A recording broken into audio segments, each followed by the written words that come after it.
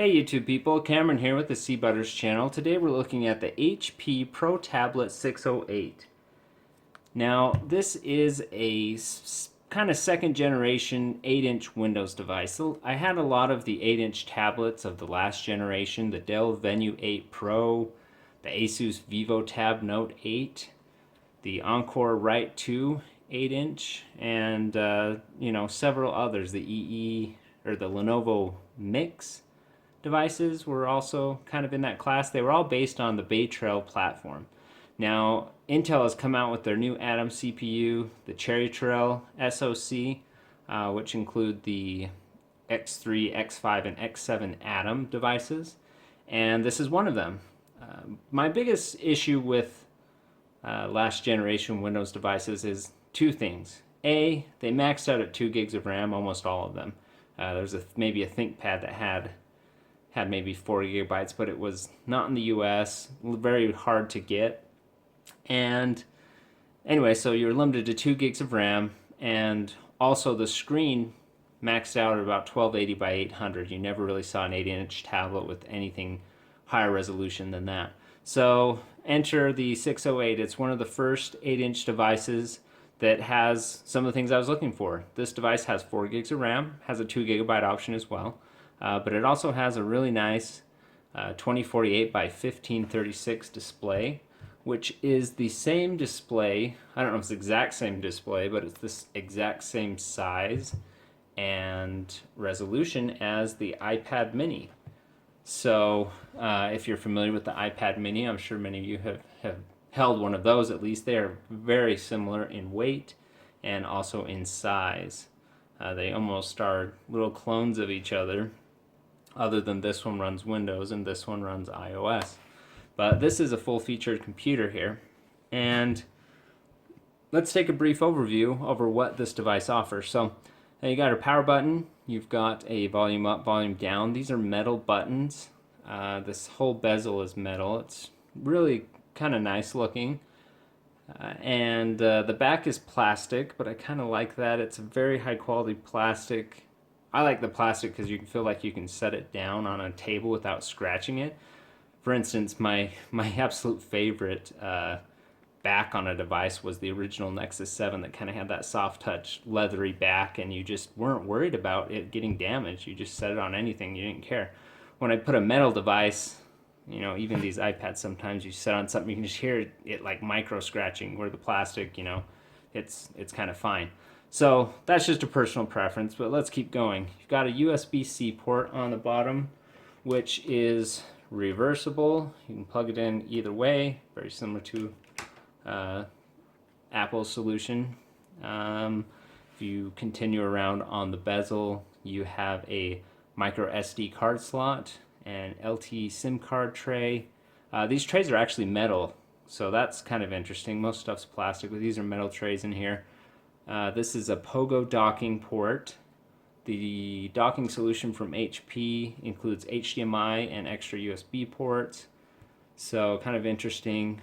On this side you have a headphone jack, and that's about it in terms of ports. It's very, it's not heavy on ports, which kind of everything's moving to, especially in this size of device. You're not looking for a whole lot of things to plug in, but you can use a USB OTG cable or a USB-C dock even as well, just a cable dock that splits the USB-C out into several USB ports. So you can use a USB on this device. I plan on getting just a small little adapter I can plug things in and carry around in my bag.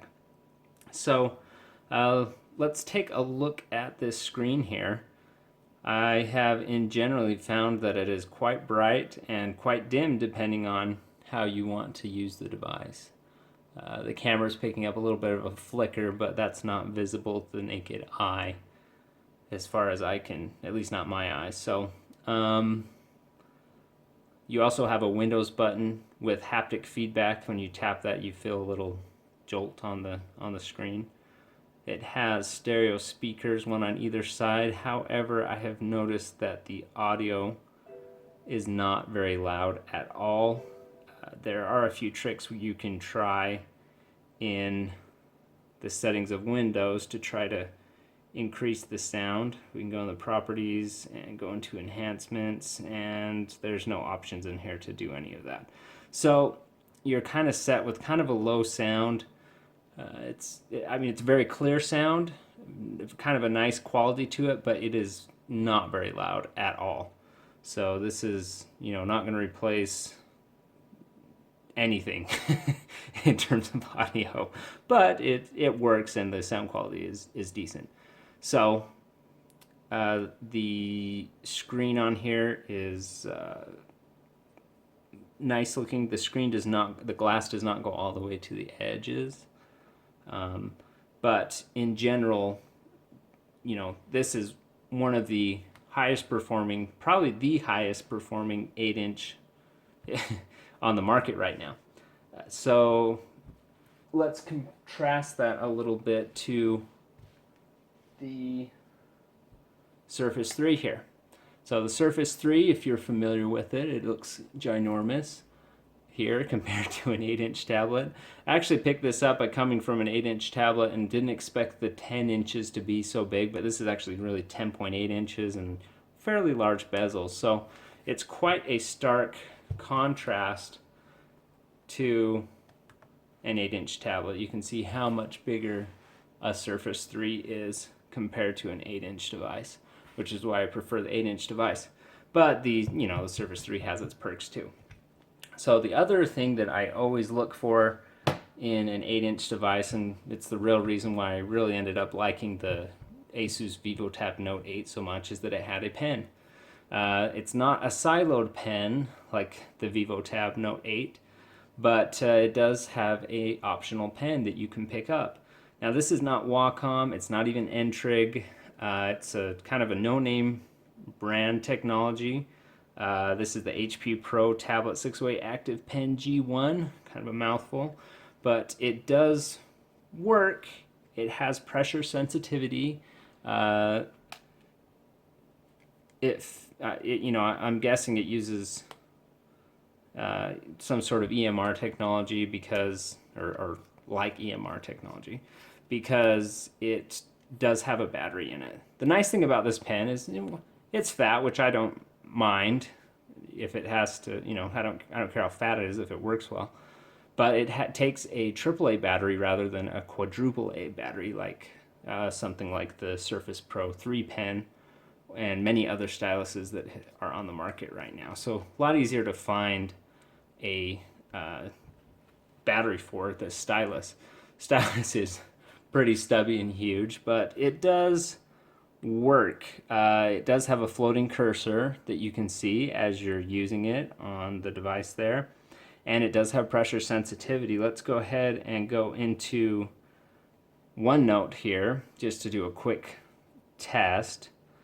So it's adequate. It works. My biggest complaint, and it has pressure sensitivity. You can draw light or draw hard. So it does not feel like it is tuned very well. I don't know if I need to break in the device. You can see the tip there is just a real heavy plastic. It's not even, it kind of bends a little bit, but it's not like the normal nub you would see. It kind of is a little bit more crude.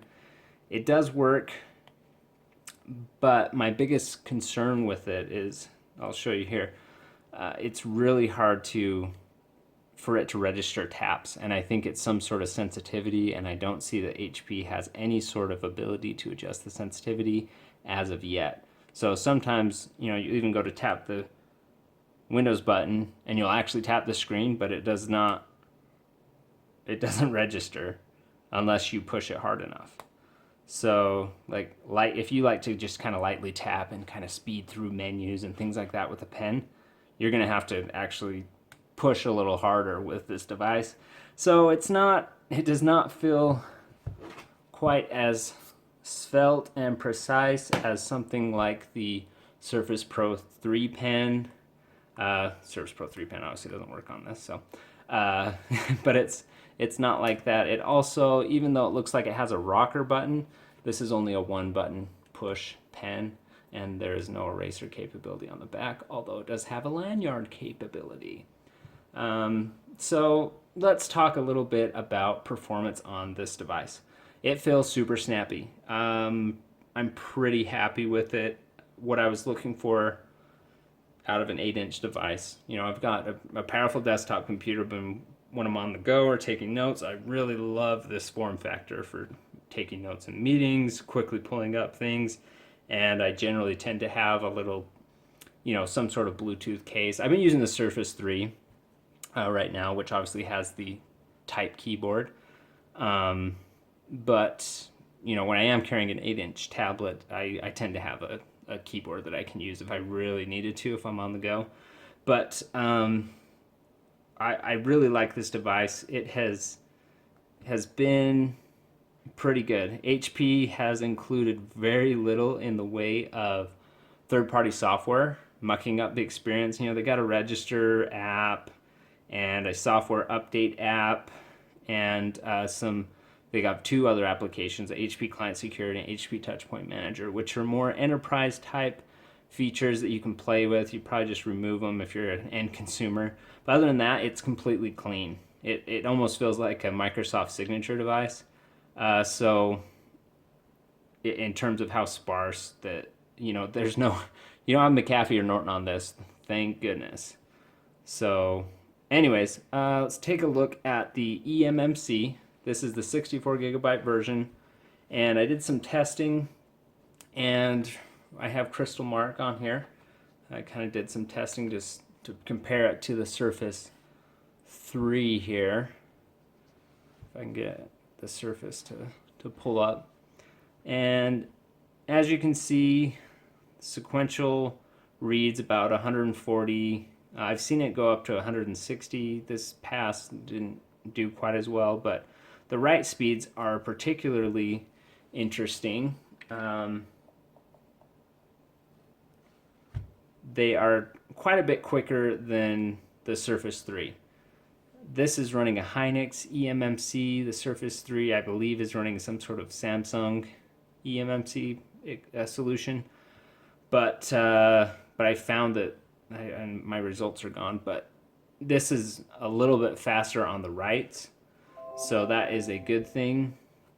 It's faster on the reads as well, especially the 4K Q32 reads.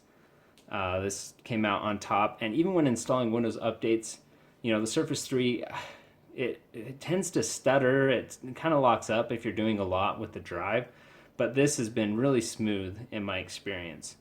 And to maybe illustrate this, and this might be a bad thing to do, but this is science, not my personal preference, but I suspect if I go to install this application that it's going to install much faster on the 608 just because of the eMMC being a little bit quicker, especially on the write. So let's go ahead and try this. I'm going to install an application called Paint.net, which does a few things. It tries to optimize itself.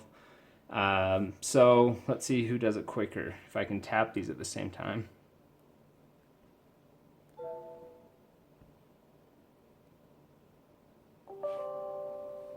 Okay, 1, 2, 3.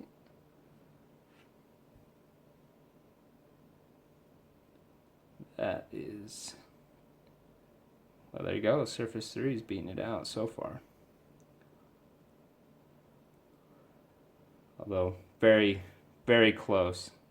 Actually, almost indistinguishably different. But let's see how this process takes place. I'm going to agree here.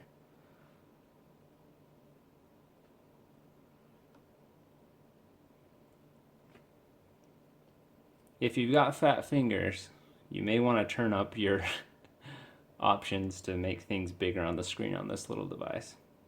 Surface 3 has a 1080p to screen, 1080p resolution screen, where this has a kind of a wonky resolution, but it's actually about 3.1 million pixels here to I think 2.6 or something on a 1080p screen. So quite a bit more resolution on this thing despite it being smaller, but with scaling in modern OSs, it's pretty similar. So I may have to eat my words a little bit, but it may be due to the faster processor on the Surface Pro 3, or sorry, Surface 3. It looks like it's probably beating it out in terms of speed on installing this application. But they're pretty close, neck and neck. So I guess this isn't the best test of hard disk speed necessarily, but it's a test nonetheless. See what finishes first here.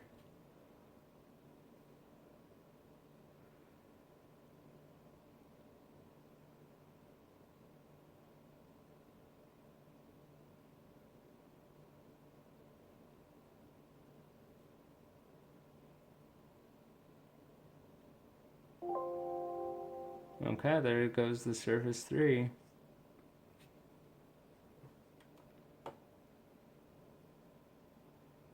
Now, the Surface 3 has the X7 Atom processor. This has the X5 Atom processor.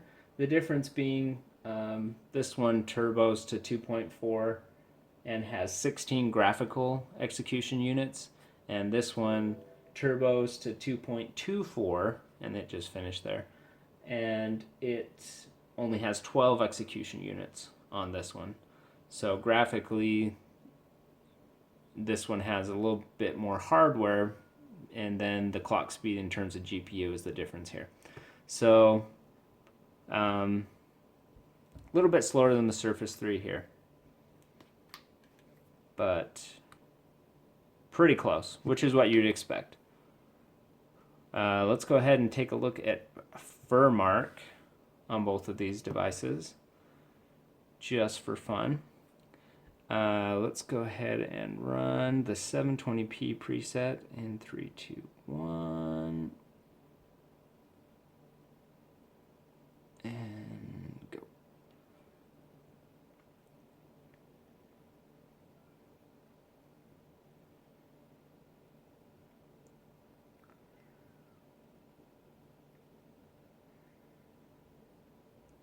So this is really heavy GPU usage. This has given us a little bit of a look at how quickly you could render a game, although it's not the best representation of how fast it could game, because you know, it's running about 3 frames a second here, but it's a super intense application. You could run probably, you know, Half-Life 2 or Portal or anything on this type of device, no problem. In fact, I've done that on my Surface 3 a little bit, which this should be similar.